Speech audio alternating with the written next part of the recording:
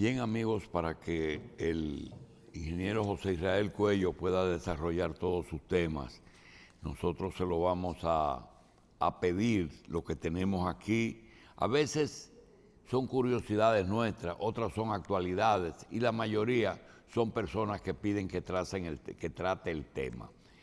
El primero, José Israel, es el negocio de las vacunas.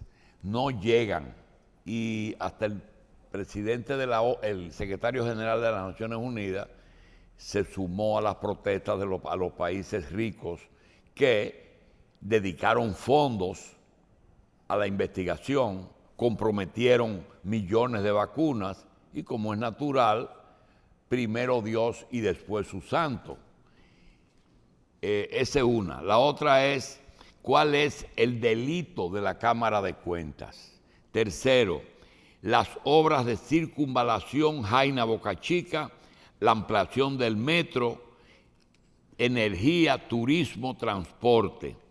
Y sobre todo, cuando es energía, las tarifas y la venta de energía, si realmente estamos focalizados en criticar todo lo malo que hicieron los que se fueron, que todo lo hicieron mal, y los que llegan se están entreteniendo mucho en el señalamiento y no en la solución por la cual se votó por ellos. Y finalmente, ese quiero que lo trate. ¿Qué tiene que ver Surinam en este momento? Que no entendí algo que oí. ¿Qué pasa en Surinam? Adelante, José Israel. Pienso que el problema más importante que tenemos hoy en el país es que las benditas vacunas que se pagaron por adelantado para contener la, la plaga del coronavirus siguen sin llegar y el gobierno no da explicaciones acerca de eso. Semana va, semana viene y siguen sin llegar las benditas vacunas. Y al mismo tiempo que la crisis económica ayer dio un espasmo, pues acusó un espasmo, y que registra un efecto ya de la circulación monetaria altamente peligroso, que si se mezcla con la ausencia de vacunas y de contención, pues puede ser prácticamente caótica, más de lo que ha sido el manejo de la crisis sanitaria. La bolsa norteamericana cayó en Nueva York en un 11%, lo más alto quizás en la historia, como consecuencia de los efectos de una emisión monetaria inusitada, porque no es simplemente especulativa, es que hay con qué especular. Y ya en otros países donde no se expresa esa misma situación a través de la bolsa de valores, porque no están organizados a ese nivel en el mundo financiero, los efectos son de estanflación, un fenómeno que se registró en los años 70 del siglo pasado, que consiste en un estancamiento económico con inflación de precios. Naturalmente, en este caso por exceso de dinero. En esas condiciones, el gobierno está obligado a dar una explicación de por qué aquí no se ha comenzado a vacunar cuando se pagó por adelantado, se dijo. Y todavía el gobierno lo esgrime como uno de sus grandes aciertos, que de ser verdad es un acierto, pero hasta ahora no da efectos. Y hay que atender ese tema. Otro tema que tenía para hoy es cuál es el delito de la Cámara de Cuentas. El delito de la Cámara de Cuentas no es prevaricación, no es enriquecimiento ilícito, es la vagancia. Esa entidad no sirve para nada desde hace mucho tiempo. Desde que se creó, nunca se ha conocido un proceso que surja del papel fiscalizador de las cuentas públicas de la Cámara de Cuentas. Nunca. Si han hecho algún sometimiento, se ha perdido en las gavetas de los archivos judiciales sin trascendencia alguna. pero va una tras otra, dirigido por hombres, dirigido por mujeres. Todo ese tipo de reivindicaciones se han hecho en la Cámara de Cuentas, pero los resultados son nulos.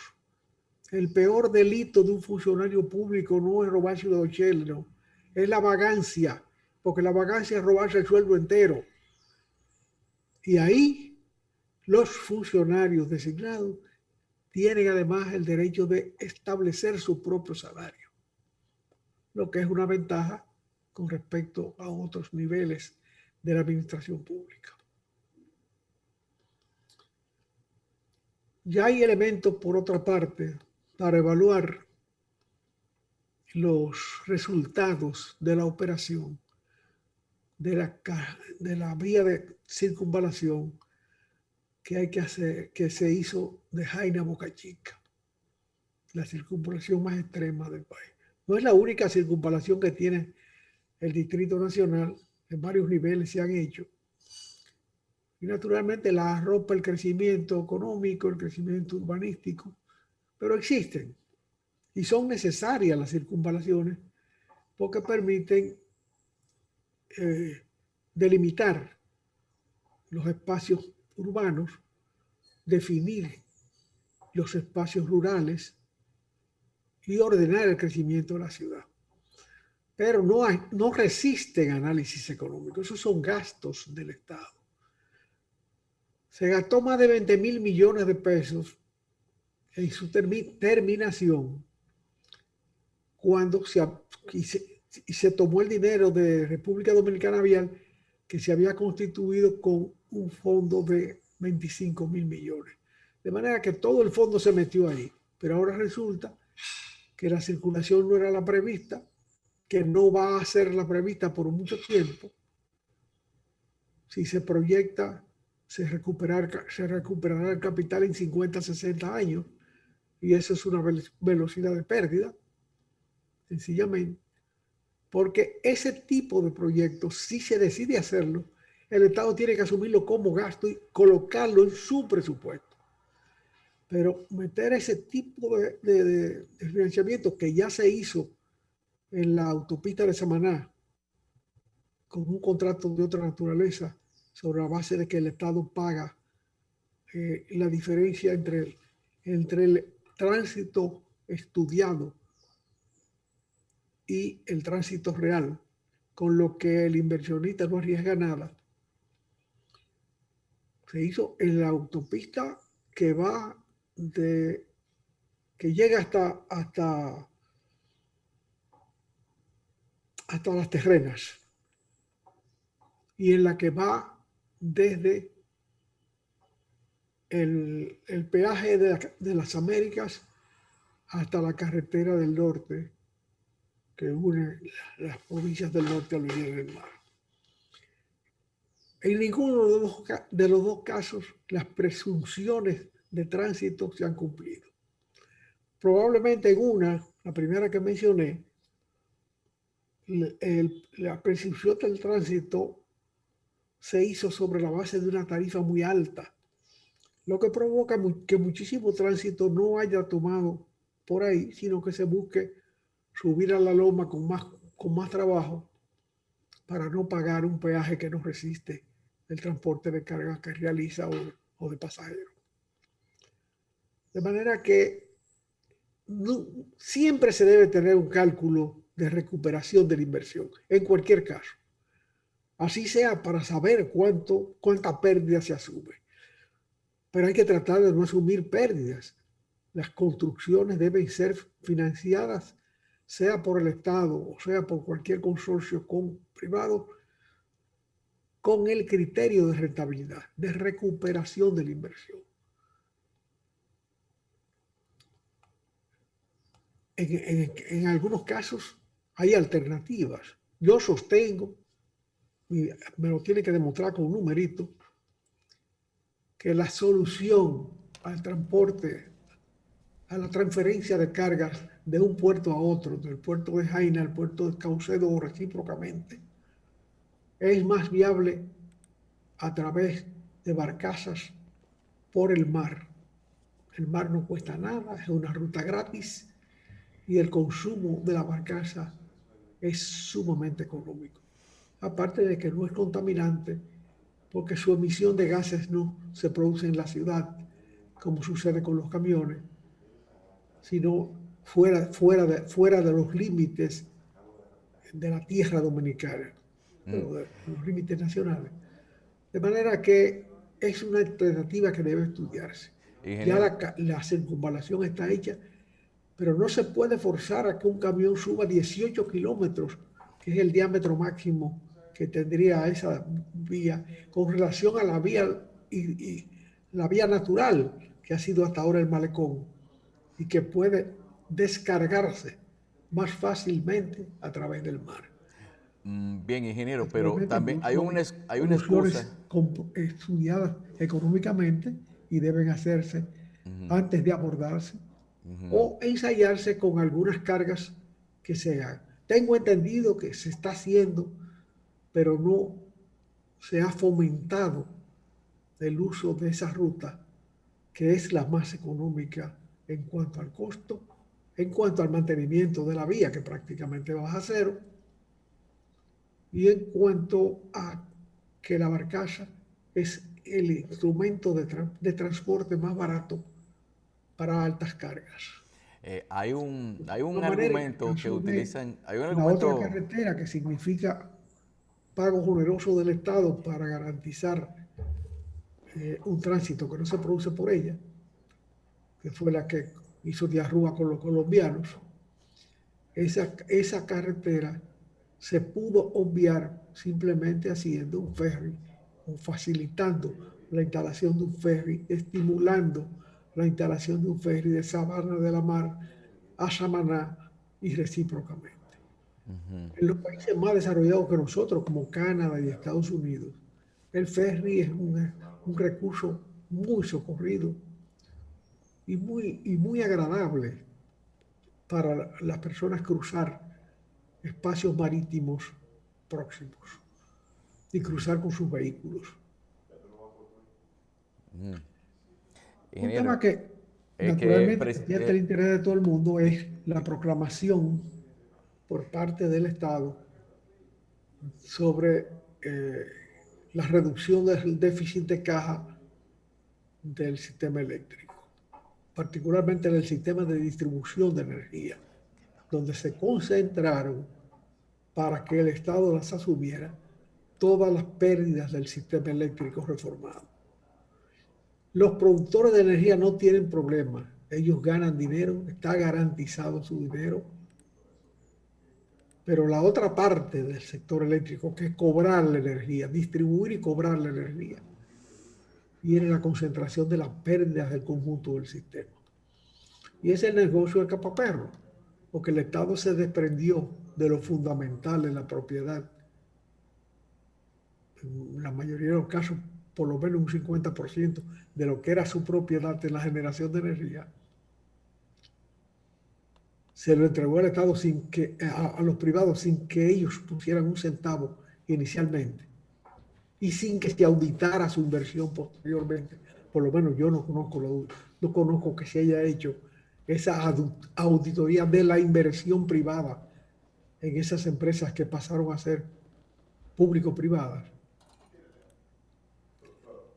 Sin embargo, de alguna manera, las dos empresas que asumió la española en el origen de la privatización, luego no solamente se la recibió el Estado cuando esas empresas fracasaron en la administración, sino además que le pagó un dinero que no estaba obligado a ellos, porque quien se retiraba del acuerdo eran los españoles y quien tenían que perder eran ellos, porque a eso vinieron, a ganar o perder. Eso se llama invertir.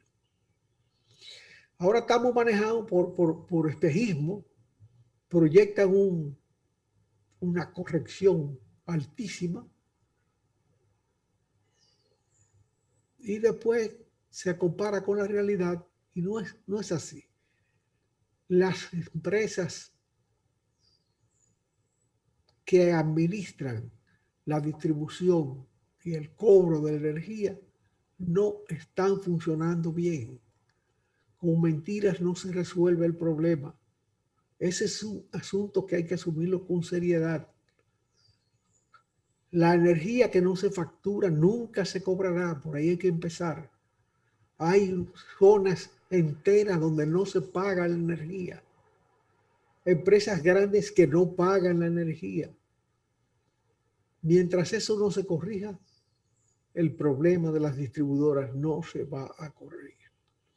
Mientras no se establezca un análisis del costo de las obras y de la inversión del Estado y su programa de recuperación de las inversiones, eso es lo mismo que colocarlo en el presupuesto nacional y dejarse de mojiganga. Porque lo termina perdiendo el Banco de Reserva, que es el financiador por excelencia en términos internos del gobierno, o alguien lo pierde. Pero el conjunto económico no funciona. Y si no funciona el conjunto económico, no funciona la sociedad. Lo de Surinam me despertó la preocupación porque un nuevo fenómeno se está incubando ahí.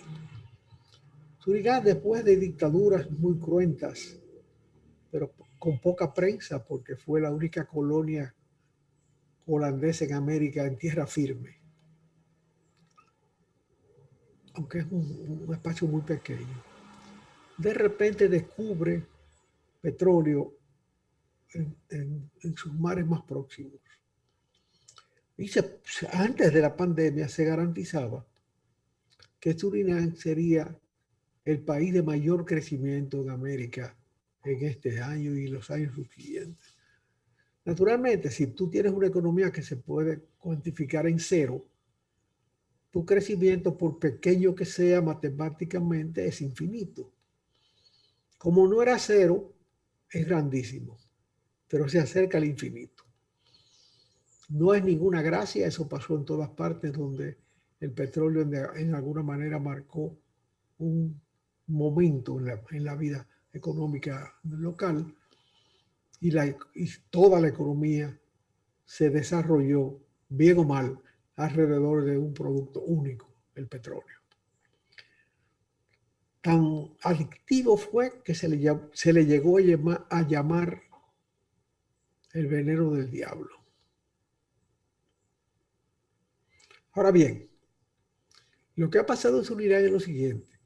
De una dictadura se salió a un régimen democrático, entre comillas, porque la democracia de América Latina es sumamente risible y todas merecen comillas, pero todos regímenes más o menos democráticos tienen matices que los caracterizan por la aspiración no satisfecha de una democracia real.